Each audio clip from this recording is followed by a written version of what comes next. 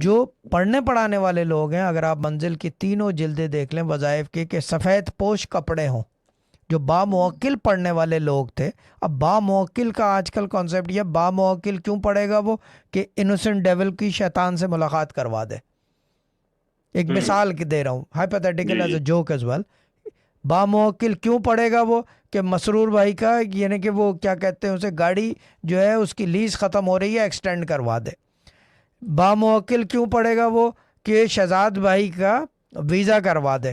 لیکن با موکل اس لیے بھی پڑھا جاتا ہے کہ وہ موکل اللہ تعالیٰ سے رابطہ کروا دے، کیونکہ وہ اللہ کا وکیل ہے. ہاں ہاں ہاں، آپ بات کہیے. یہ چیز ہے نا، یہ کانسیپٹ ہے. Basically you have to go back to the core to get to the source. اور کور کا مطلب ہوتا ہے قبر کی کیفیت. سائیں جی قبر میں پڑھتے تھے، علی حیدر صاحب نے پہلے سے قبر کھدوا رکھی تھی. کمبل پوشی انہوں نے کی. کمبل پوشی بھی، غار میں پڑھنا بھی قبر کا افیکٹ دیتا ہے کہ آپ کے زمین نیچے مٹی ہے، اوپر بھی آپ کی مٹی ہے.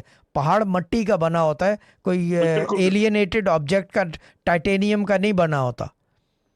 تو یہ ساری چیزیں جو ہے مد نظر رکھی جائیں. This was a Sufi Guidance Channel production.